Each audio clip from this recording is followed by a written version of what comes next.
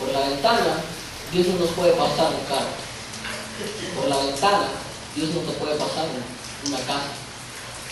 Por la ventana, Dios no le puede estar solucionando sus problemas. Tiene que abrir la puerta para que él pueda entrar. Pero también encontré otro versículo.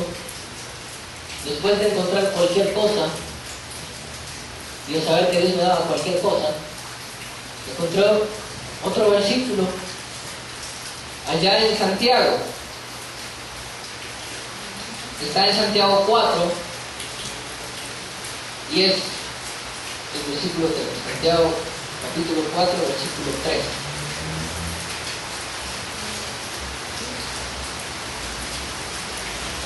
¿Lo tenemos? Amén. Señor, que tu palabra llegue hacia nuestros corazones. Pedid y no recibid, porque pedís mal para gastar en vuestros deleites.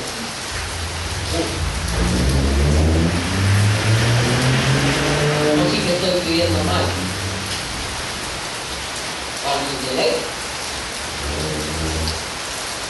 ¿Para qué le pedimos un carro a Dios? Para ir a la playa, amén.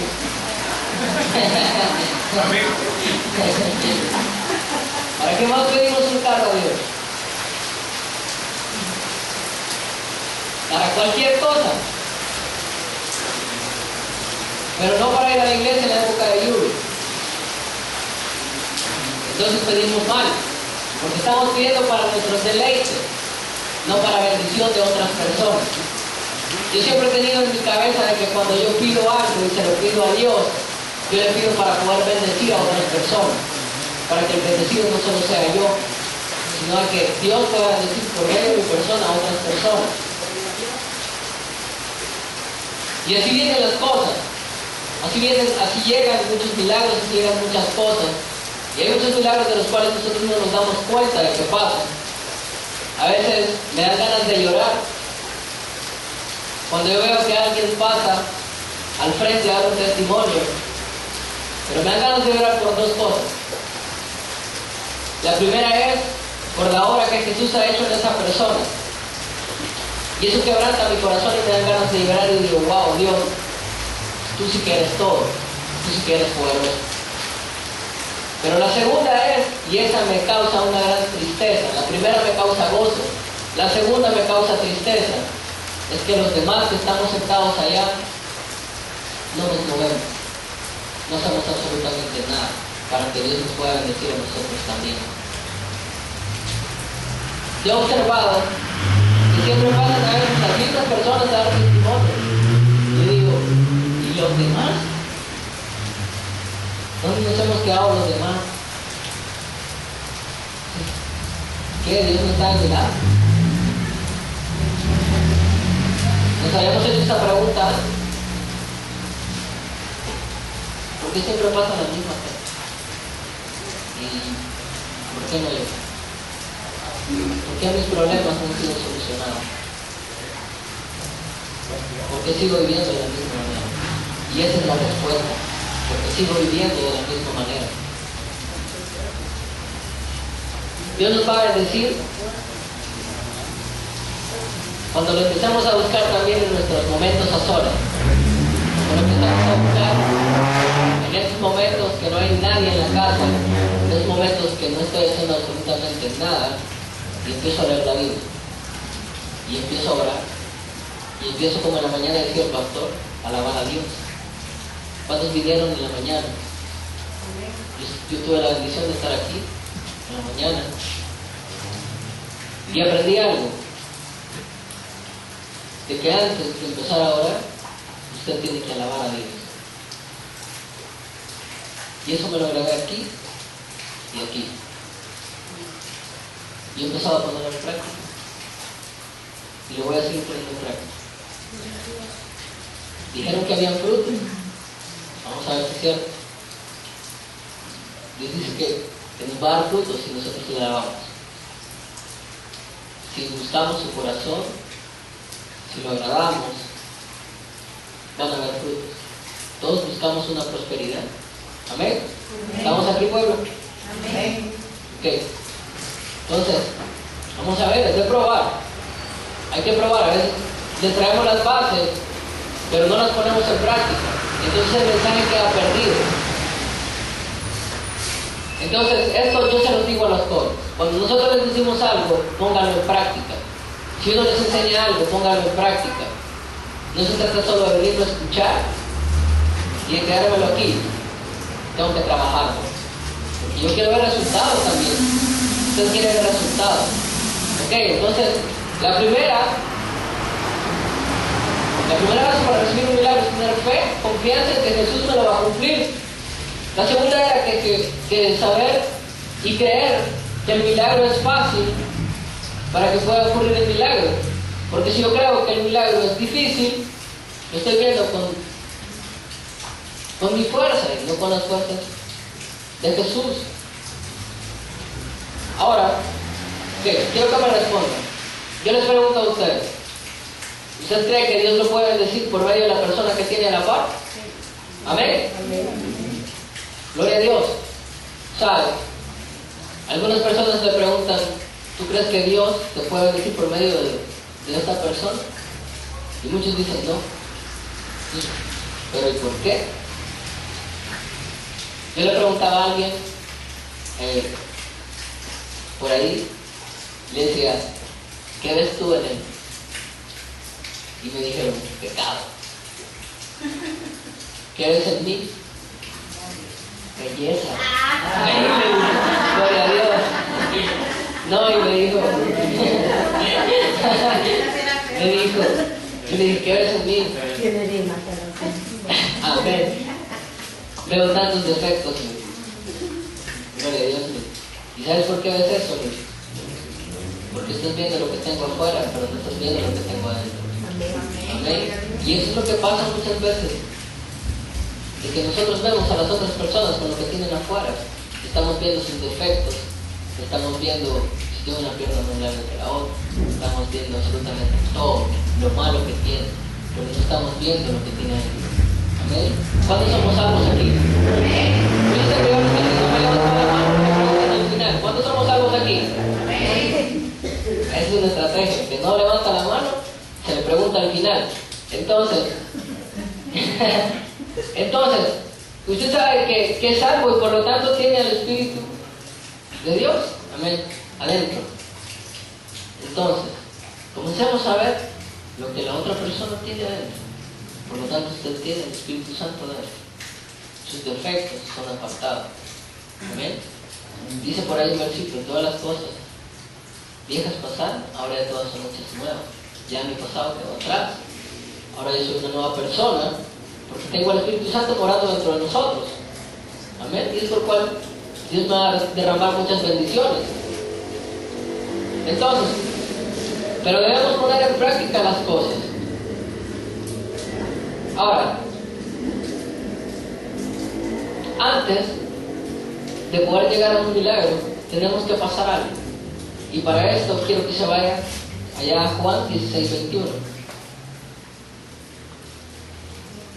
Por ahí me van a decir, este muchacho canta que usa la Biblia. Pero es que si no la usa aquí, ya no la usa en su casa. Amén. Juan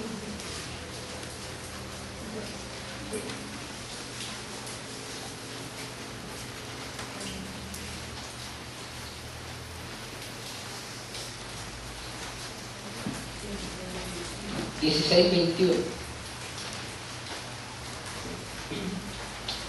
Señor, que tu palabra llegue a nuestros corazones. La mujer, cuando da a luz, tiene dolor, porque ha llegado su hora. Pero después que ha dado a luz un niño, ya no se acuerda de la angustia, porque el gozo de que haya nacido un hombre en el mundo. Yo no soy mamá, no soy papá tampoco. Pero por ahí me cuentan de que son unos dolores que meros exagerados. Dicen que son los peores dolores del mundo. ¿Es cierto? ¿Será? Amén. Amén. Pero ¿qué pasa después? Se le olvida. Le dan ganas de tener otro. No. Ok, entonces, así es cuando vamos a recibir un milagro. Tenemos que pasar una angustia. Primero vamos a pasar una angustia por la prueba. Pero no nos quedemos solo en la prueba. Veamos más allá de la prueba. Ahora estaba ahí en una clase de prejóvenes y la hermana que estaba dando la clase decía: cuando ustedes vean, tienen que ver más allá de sus ojos. Y cómo la ver más, y mis ojos llegan hasta ahí nomás a la pared. ¿Y qué hay atrás de la pared? Otra pared. ¿Y qué hay atrás de la otra pared? A saber. Y ahí nos quedamos. Nos quedamos en la prueba.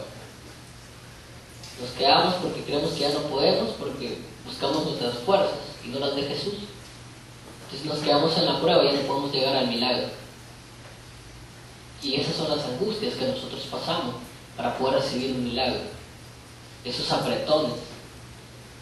Algo que lo conocemos como socazones. Esas lágrimas que usted viene a derramar cuando viene a pedirle a Dios algo. Esa es su angustia. Esos dolores que usted pasa, esa es su angustia. Pero no se quede en su angustia. Vamos más allá. Veamos más allá. Ya no veamos la angustia. Veamos el milagro que vamos a recibir. Vemos la bendición que Dios tiene para nosotros. Jesús hizo tantos milagros. Se mencionan tantos milagros de Jesús ahí. Yo me doy cuenta de que muchos de los milagros que se mencionan en la Biblia han ocurrido en años atrás, incluso en este año también. Entonces, ¿qué pasa aquí? Pero me doy cuenta de que es el mismo Jesús contra el mismo diablo. Amén. Es el mismo Jesús. Jesús no cambia. Y es el mismo diablo. Pero ¿sabe qué me di cuenta? De que al final siempre gana Jesús. ¿Estamos aquí, pueblo? Siempre va a ganar Jesús. No veamos solo la angustia, veamos el milagro. Fe es creer en algo que yo no veo. Yo no veo la angustia, yo veo el milagro. Veamos el milagro, ya no veamos la angustia. Que las lágrimas que usted viene a dejar acá, que ya no sean de dolor, sino que sean de agradecimiento, porque Dios le está dando un milagro a usted. Hay un versículo que dice: Jesús, Jehová es mi pastor y nada me faltarás. Pero a veces nos quedamos así como: Jehová es mi pastor, nada me faltará. Pero ¿dónde está esa convicción? ¿Dónde está la autoridad?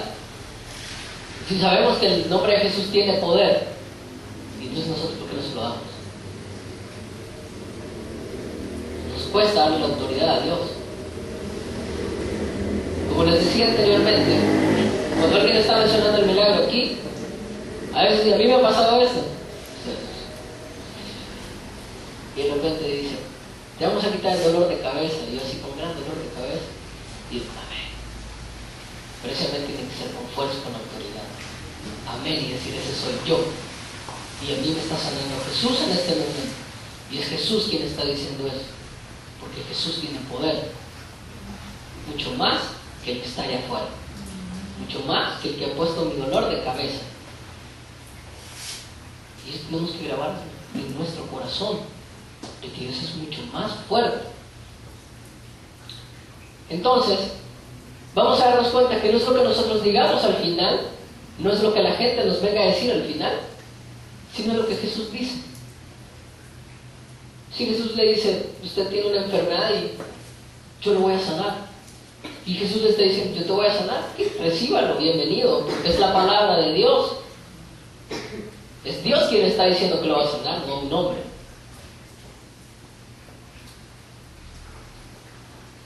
Y recuerda que la obra que Dios empieza, la termina. Dios no deja nada a medias. Y a veces me preguntaba: ¿por qué soy tan chiquito? Quizás Jesús lo hizo a medias.